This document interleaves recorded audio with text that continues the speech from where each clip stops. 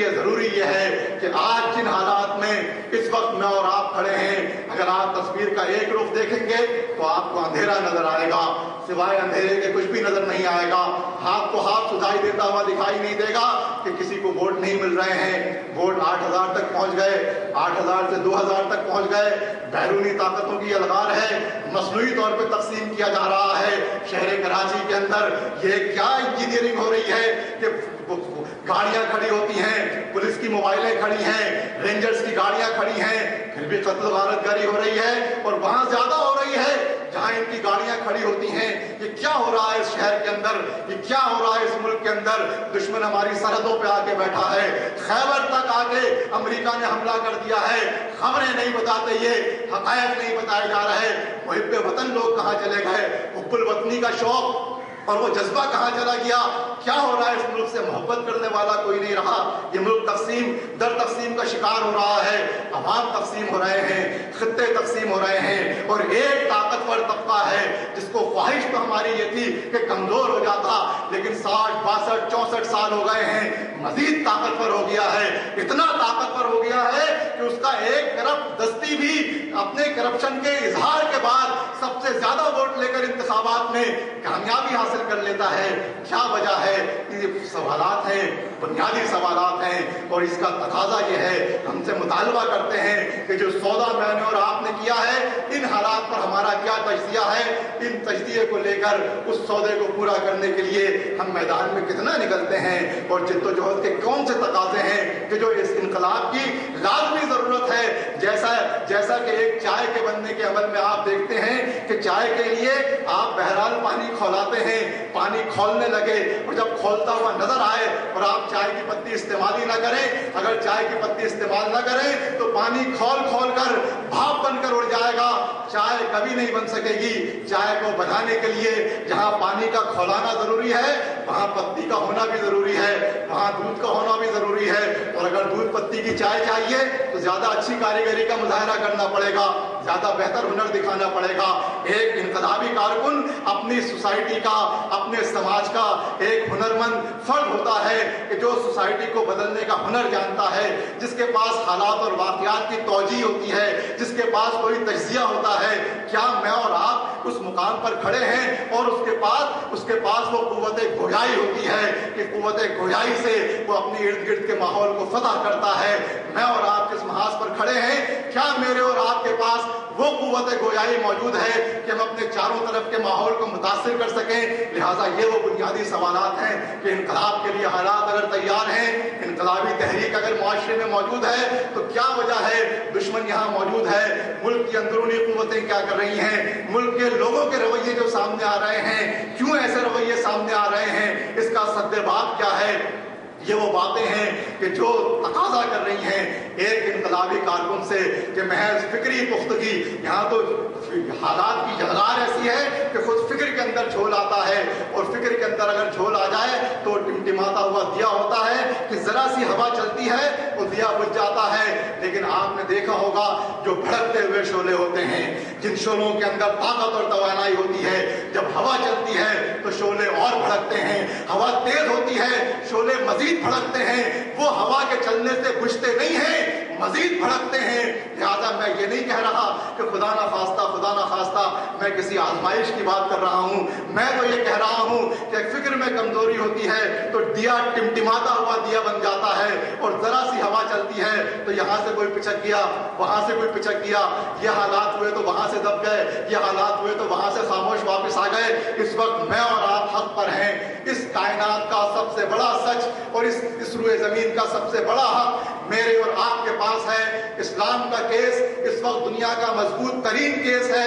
اسلام کا مقام دنیا کا مضبوط ترین مقام پر اس وقت اسلام موجود ہے۔ اسلامی کارکن سے اس کے کچھ تقاضے ہیں، اور بنیادی تقاضا میرا اور آپ کا یہ ہے کہ ہم اپنے حالات کا تجزیہ کرنا، کون سی قوتیں ہیں جو کام کر رہی ہیں، کس طرح کام کر رہی ہیں، ان کے تضادات کیا ہیں، ان کی اور ہماری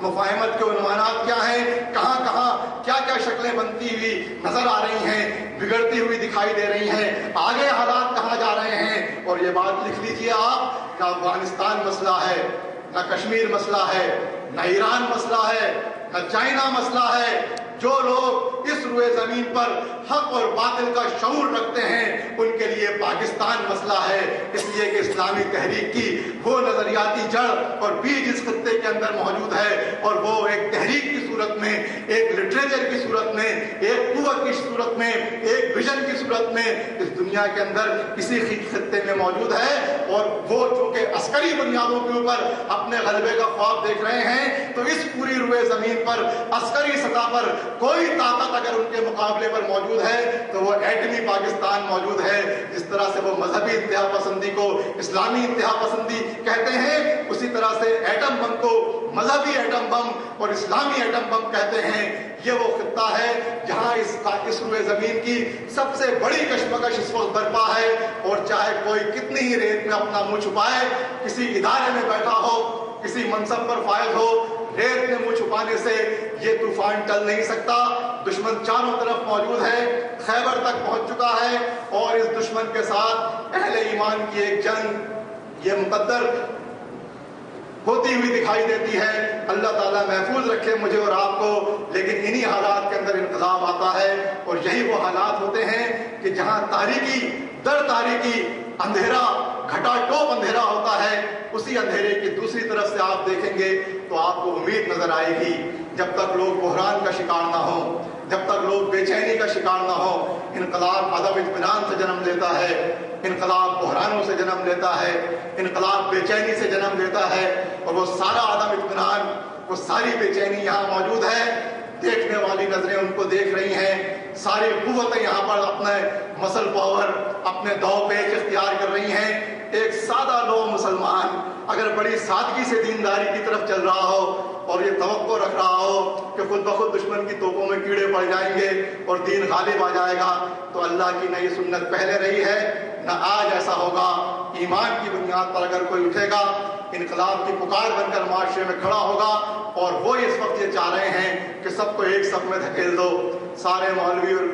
और सारे इनकलाबी इनके चेहरे एक जैसे नजर आए और सब ये कहें कि मियाँ सारे ही एक जैसे होते हैं, ये फला फला मौके पर ऐसे थे, ये फला फला मौके पर ऐसे थे, लिहाजा सबको एक तरह कर दो। इनकलाब पर शखून मारना, इनकलाब की लहर पर कब्जा करना, उसकी नुमाइंदगी के ऊपर अपने आप को हावी करना और जो इनकलाबी कुव्वतें हैं उनको मगलूब सफ़ों के अंदर धकेलना, गैर इनकलाबी सफ़ों के अंदर धक्का देना, निहायत मोहतात तरीके से, निहायत जिम्मेदारी के साथ एक एक कारकुन से ये मुतालबा कर रहा है कि हर फर्द है मिल्लत के मुकद्दर का सितारा, हर फर्द का एक किरदार होता है।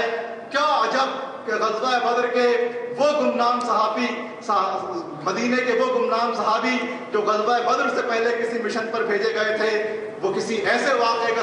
सबब बन गए कि जिसके नतीजे में शुरू ज़मीन पर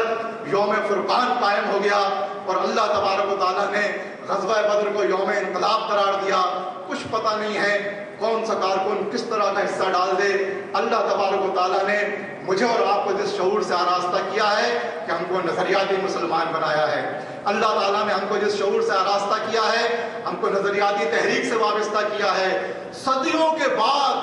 के बाद ये तारीख महरूम है, 1500 साल तारीख ऐसी जामे और मुकम्मल तहरीक से महरूम है। ये अल्लाह का कितना बड़ा फजल है कि अल्लाह ताला ने हमें उस दौर में पैदा किया जब नबियों की कायम मुकाम एक इस्लामी तहरीक इस वक्त मौजूद है और इस इस्लामी तहरीक से अल्लाह ने मुझे और आपको वाबस्ता किया है। इसके क्या तकाजे हैं, ईमान का क्या पुकार है जो सौदा मैंने और आपने अल्लाह से किया है, उस सौदे में कितनी अमानत हो रही है, कितनी खयानत हो रही है। अल्लाह ताला हर खयानत से हमको महफूज रखे, जिद्दोजहद के जितने तकाजे हैं उनको पूरा करने वाला बनाए और जो अपने अपने दायरे में ऐसा कर रहा होगा, इस शऊर से आरास्ता होकर कर रहा होगा, वही सबसे बड़ा इनकलाबी है, वही सबसे बड़ा मुजाहिद है, वही अपनी आखिरत को कामयाब करने वाला है। अल्लाह तबारक व तआला से दुआ है कि अल्लाह ताला हमें इन तमाम तकाज़ों को पूरा करने वाला बनाए और हमारी हर छोटी और बड़ी सही को अपनी बारगाह आलिया में कबूल व मंजूर फरमाए। वाखिर दावाना।